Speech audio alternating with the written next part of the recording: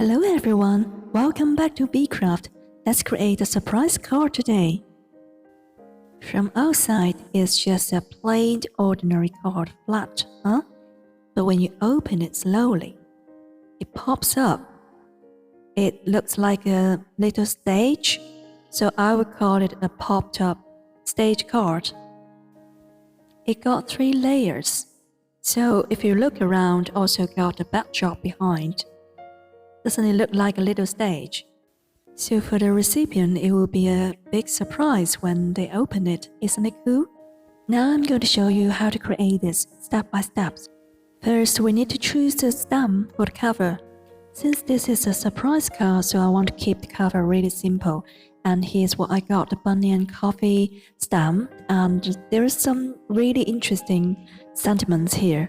So I'm going to stamp sending you a latte birthday wishes on the cover, and another one inside, where's the coffee. That will be fun for the recipient when they open it. So here's what I stamped on the cover. Off screen, sending you a latte birthday wishes, with a little cute bunny sticking out his head from the cup. And another sentiment, a cup of thanks. But when we open it, you can see another stamp image. It's the bunny jumping into the cup with another sentiment, where's the coffee? Isn't it cute? After the stamping, I'm going to do some color in. I will choose watercolor. I think it's easier to control. So comparing to Copic marker, they are more solid. And this is a refillable watercolor brush, very handy. Remember, the color we use for that little stage, it is blue and purple, so I'm going to stick with this to keep it consistent. I'm not sure if I would use brown, yellow or grey for that little bunny.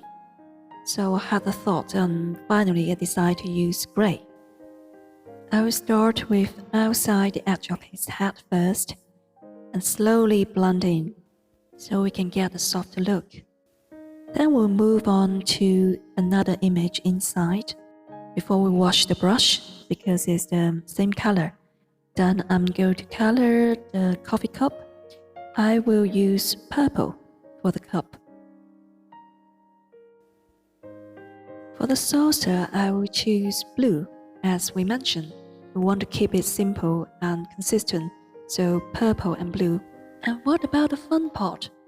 The pop-up stage. Off you go. Before we start, we need to have a look at the cardstock. You can choose whatever color you like. So I decided to go with the apricot color. I think it's really cute and warm. Since I don't have this die, so I'm not going to use the die cut machine today. I know the die cut machine is very easy and quick, but sometimes I do enjoy using the craft knife. Like this one, it's pretty easy and straightforward. So all you need is a craft knife, and you will need to obviously print out this image and then cut it with your craft knife first and use it as a guide. Put it on top of your card and hold it with one hand and use the craft knife to cut around the edge. Just move around it slowly. When we move on to the wavy edge or border, it's a bit challenging if you use a normal scissor.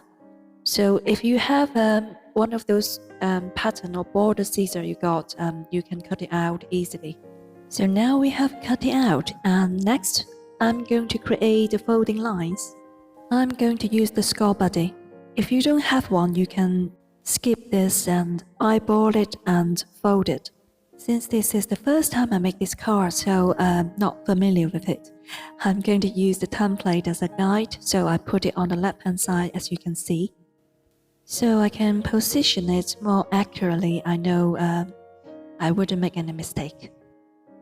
So far, I believe I have completed the most complicated part, and the next step will be much easier. I do find it therapeutic. Not sure if you guys feel the same. I would say crafting is really helpful during this pandemic. All done, so we can now fold it. I have to mention I do find this skull buddy really useful for me, not just because I'm a bit fussy, obviously, and if you're making lots of cards at the same time like me, you would find this is a real time saver. Okay, it's time to put everything together since we have cut them and fold them all. I forgot to mention, for this head and shoulder shape, actually you need to cut 2 pieces. And for the T shape here, you need 3 pieces. For that little T shape, you need to position it upside down, like this, and then put it through that little cut we created. We will need to use double-sided tape here, but remember to fold it first. If you push it down along the flap here, then line it up with that folding line here, like I pointed. Then place the double-sided tape on top of it. You may use any liquid adhesive or glue stick. As long as it stays put, then it will work.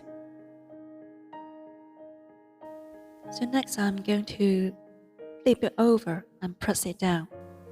You also need to make sure it will stay put and stick there firmly, so you can pull it to test. And the next we also need double-sided tape on that little flap. After you peel off the release paper, then you can flip it over to press it down. Make sure it sticks to the back. We will also need double-sided tape on the side flap, as you can see. That will help to combine these 2 head and shoulders together to make it work. I have assembled another one off the screen, so you can see I used 2 head and shoulders and 2 T shapes. So here we go, this is the 3rd T shape we need. We need to cut the foot off because it's longer than we need. We will place it between these 2 shapes. Again, use the double-sided tape on top of that foot of the little T. Just make sure the head of that little T will go above this edge here, if you can see. And the foot of the T will go below it. It may look a bit weird here, but trust me, it will work after we put them together. Now we can remove the release paper and glue these 2 shapes together. We need to make sure 2 shapes are flat here and just eyeball it. Now you can see we have formed the stage. We can now test it by pushing it up from the bottom. You can see the 3 dimensions of the stage. Lovely. Oh, as I mentioned about the border scissor earlier, so I'm going to show you quickly how to use it and create a border for this stage. Just in case you have missed something earlier and something's not clear for you, so I am creating another head and shoulders with this red cardstock here. I hope this will help. So this is the most important part for this card, as you can see.